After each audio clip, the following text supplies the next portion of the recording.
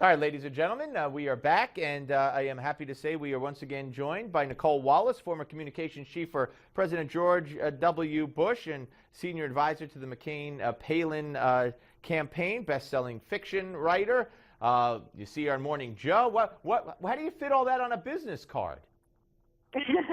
Well, someone in Central Park yesterday suggested that I put token on my business card because she said, every time I see you, you're the token Republican at a speech, or the token Republican on MSNBC, or the token Republican, on this and that. And I thought that was a good way to shorten things up. There you go. Well, but that wouldn't address anything else, though. But well, you don't consider yourself a token on Morning Joe, do you? No, Morning Joe is an awesome show led by, I think, one of the most interesting conservative voices around right now. But I don't think I'm telling you anything you don't already know if I suggest that it's different from most of the programming on MSNBC, especially in the evening. And I like a lot of those people. They're actually very smart journalists, and they're progressives who believe in what they're fighting for, which I think makes them better and different than a lot of Democrats in Congress. So it's a great place to work, and Morning Joe is different than anything else. What exactly are they fighting for?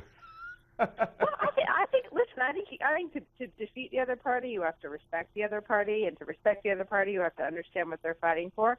And I think that because we still live in a world where the mainstream media, I think, sort of carves out a caricature of the Republican Party. It still behooves us to try to understand the other side, and I think that there's a fight going on the left that's far more vicious than anything that we have our fights out in plain view. But I think on the left, there's a real fight between a progressive wing. You see a lot of those young voices at MSNBC, and then they're represented by people like Elizabeth Warren, and an establishment Democratic Party, which the Clintons are trying to, I think, secure that mantle and run. And I always chuckle when Democrats say with such conviction that, Hillary has it in the bag this time. And I always say, well, what happened last time? I mean, that was the story last time. She was inevitable. She was on her way to a coronation. So I think that a lot more attention would be paid to sort of what I see as disarray and real serious fractures on the left if the mainstream media were made up of more people from the right. Yeah, no. Now, let me ask you, because we have Joe Scarborough coming on the show tomorrow, and I'll certainly ask him, and you may wind up deferring, but I saw today that Joe's name is going to be on, when they poll people about, who would you like to see run for president on the Republican side, his name is going to be included. And he's bandied that about on the show, not blatantly, not saying, hey, I'm running, or I formed a committee, but he's toyed with it, or toyed with the viewers. You think he might run for president? Yeah, look, I don't think Joe is toying with anybody. I think. Well, I don't mean it in a negative way. No, I know what you mean. Yeah. You mean he's sort of flirting with it, yeah. and I think that's right. And I think that if you look at how we have our fights on the right, like I said before, we have them in full view. We have much more functional, transparent debate. I think there's a pretty intellectual divide on the right about foreign policy. There's the Rand Paul strand where, enough is enough. We can't afford it. We can't measure any good we've done in the Middle East interventions were involved. And then there's a more traditional Republican conservative view that people like John McCain and Lindsey Graham have. And so we have these fights in a very transparent and I think in most cases pretty intellectual way. Joe has sat at the helm of all of these debates for years now, and I think that what we need to win is someone who can make our best case, and then we also need someone who can sort of beat the Democrats at their own game, right? So having someone who knows how to navigate the liberal media culture is not a bad thing. And I think the other great thing about Joe is he may work in New York, but he is always, Joe from Pensacola, Florida. I mean, he still is the person that represented his own district with vigor and with enthusiasm. That's the name he uses when he calls in pranks phone conservative talk shows, right, on the radio. Joe from Pensacola.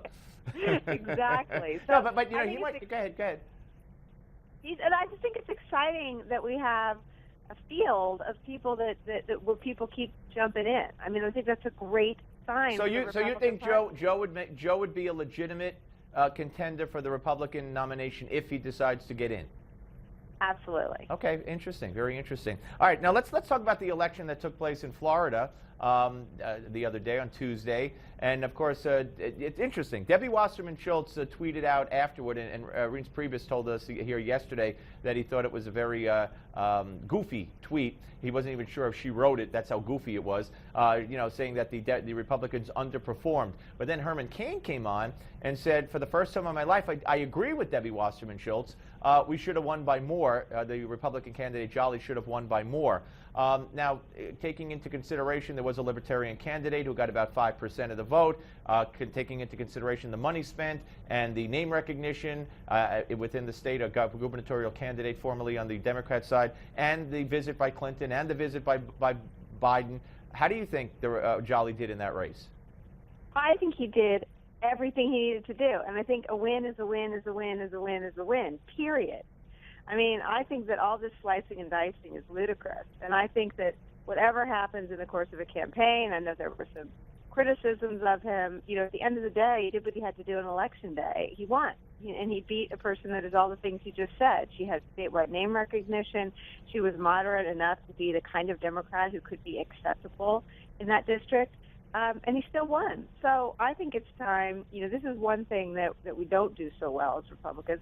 It's time to just get behind him and hope that he goes to Washington and becomes part of, the folks that are fighting to sort of undo the damage that's been done under President Obama's tenure as leader. Nicolle, yesterday Kathleen Sebelius testified before Congress, and I got to tell you, in a fair media world, this would have been a headline, notwithstanding the plane missing and everything else, the building explosion yesterday. But I want you to hear Congressman Tom Price. This will be 21, I believe. Tom Price talking to Kathleen Sebelius and asking her this question.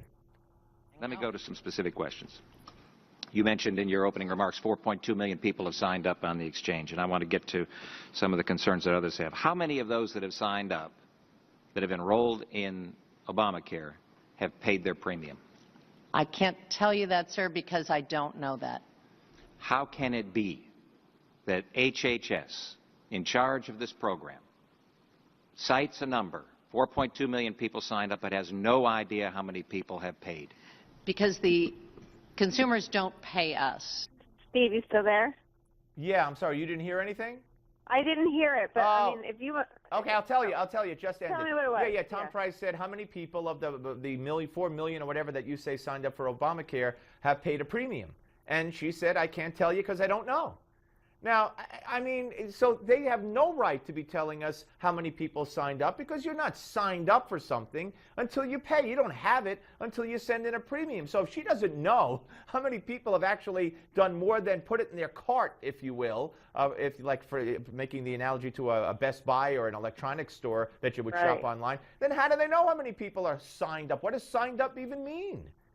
I mean, listen, this is a story. You started out by talking about what would be on the news if, first of all, if we weren't having just the strangest history ever with this plane that's missing and the terrible tragedy in Harlem yesterday. But just more broadly speaking, you hit the nail on the head. And this is why the elections that come up are going to be a real shock to our friends in the mainstream media. The general public, everybody I know, thinks that there's probably nothing other than the job that employs them. There's nothing more serious in their lives than the health care that keeps their kids and their family and their spouses safe. Now, it is...